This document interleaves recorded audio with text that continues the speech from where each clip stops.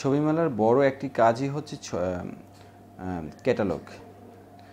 ক্যাটালগটা প্রায় 280 থেকে 300 পেজ হয়। সো এটা আমরা কিভাবে করব সেটার একটা পূর্ব প্রস্তুতিও থাকে। তারপরেও যে ট্যাক্স, ছবি, আর্টিস্টের ছবি পাওয়া অনেক সময় অনেক প্রবলেম ক্রিয়েট করে। ফর এক্সাম্পল, একটা আর্টিস্টের ছবি দিল ওয়ার্ডে, মাইক্রোসফট ওয়ার্ডে, সেটা আমি প্রিন্টিংয়ে খুব ভালো কোয়ালিটি আসছে না, তখন তাকে আবার ইনফর্ম করা, সে আবার হাই রেজ একটা ছবি পাঠানো। বা অনেক ছবি আছে যেগুলো ব্যবহার করতে চাই ক্যাটালগে, কিন্তু সেই ছবিগুলো টেকনিক্যাল এরর, লাইক ছবিটা ড্যামেজ হয়ে গেছে, সো তাকে জানাতে হয়। এগুলো যেমন আছে, তার সাথে আমরা কিভাবে ছবি ডিজাইনটা করতে চাই, ছবি মেলার ডিজাইন ডিরেক্টরও আছেন, তার সাথেও অনেক সময় বা আমাদের টিম নিয়েও আলোচনা করি যে কীভাবে মজার একটা ডিজাইন করতে পারি। কারণ ছবি মেলার একটি ক্যাটালগ মানি হচ্ছে যে পুরো অনুষ্ঠানকে রিপ্রেজেন্ট করে। অ্যাট দ্য সেম টাইম আগামী 2 বছর আমরা মানুষ এই ক্যাটালগটা দেখি পরবর্তী ছবি মেলা হওয়ার আগ পর্যন্ত। ডিজাইন আমরা করার পরে কালার প্রিন্ট করে বা প্রেসে ওদেরকে বুঝিয়ে দেওয়ার চেষ্টা করি।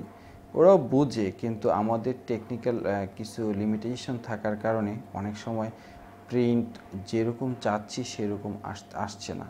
তখন তাকে আবার টেস্ট প্রিন্ট করে, প্রুফ প্রিন্ট করে, তারপর তাকে ইনস্ট্রাকশন দেওয়া হয় যে না, এখানে একটু ম্যাজেন্টা বেশি হয়ে গেছে, বা এই ফর্মার এই সাইডে ইউলো কম আছে, বা রেজিস্ট্রেশন মিলছে না।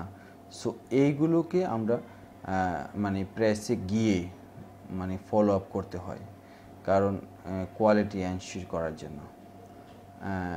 আর তার সাথে পেপারেরও কিছু আমাদের দেশে প্রবলেম থাকে। অনেক সময় ভালো পেপার, যেরকম পেপার সেরকম পাওয়া যায় না। অনেক সময় পেপার, অনেক ছবি মেলা হবে বিদায় আমরা পেপারকে আগেই বুক করে রাখি বা কিনে রাখি, যেন পেপারটা আমরা যথাসময়ে তখন ব্যবহার করতে পারি। সো এরকম কিছু প্রবলেম হয়, কিন্তু প্রবলেম হলেও সেটা আবার যথাসময়ে সেটা সমাধানও করতে হয়। কারণ আমাদের জন্য তো আর ফেস্টিভ্যালটা অফ থাকবে না। ছবি মেলার যথাসময়ে তো আমাকে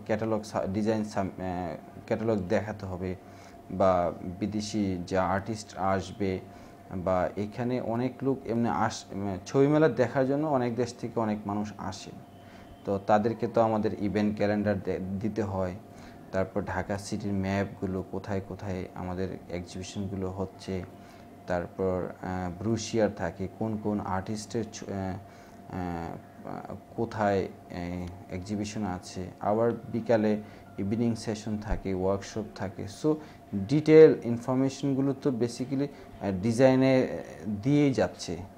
হ্যাঁ, সো এগুলো আমাদেরকে সমস্যা হলেও যথাসময়ে সেগুলো সমাধান করতে হয়।